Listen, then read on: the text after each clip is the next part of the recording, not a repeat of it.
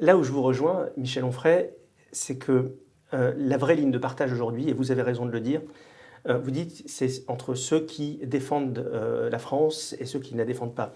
J'ai même envie d'aller plus loin. C'est une ligne de partage entre ceux qui croient en la France et ceux qui n'y croient plus.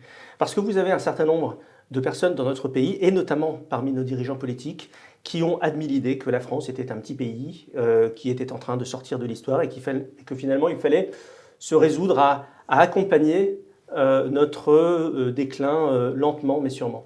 Moi, je pense, quand je dis je pense, c'est peu dire, j'en suis même convaincu, que la France est un immense pays.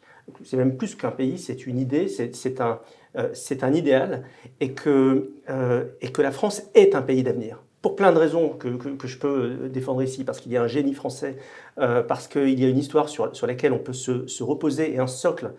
Si vous voulez construire et monter jusqu'au ciel, il faut des fondations solides, et nous les avons chez nous en France. Nous avons une langue qui est parlée partout dans le monde, nous sommes présents sur toutes les mers, sur tous les continents. La France, c'est la deuxième surface maritime du monde. On a des atouts qui sont insoupçonnés, sauf que pour les magnifier, eh bien, il faut avoir une belle et grande idée de ce qu'est notre pays et du rôle qu'il doit jouer dans l'histoire. Ce qui est, hélas, aujourd'hui, un renoncement au plus haut niveau de l'État. Je ne reviendrai pas sur la fameuse formule selon laquelle il n'y aurait pas de culture française, mais on peut hélas en citer plein.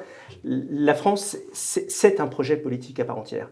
Et je crois que le vrai clivage aujourd'hui est là. Il y a ceux qui croient en la France, ce qui ne veut pas dire que croire en la France, ça ne veut pas dire un pays replié sur lui-même, qui ferme ses frontières, qui est en rivalité avec le reste du monde. Non, on peut très bien avoir des amis, on peut très bien être très proche des Italiens, des Allemands, des Espagnols, faire des choses ensemble, mutualiser nos ressources dans un certain nombre de domaines. C'est très bien, il ne s'agit surtout pas de revenir à la France des années 50, mais croire en ce destin français qui doit tous aujourd'hui, chacun d'entre nous, nous porter.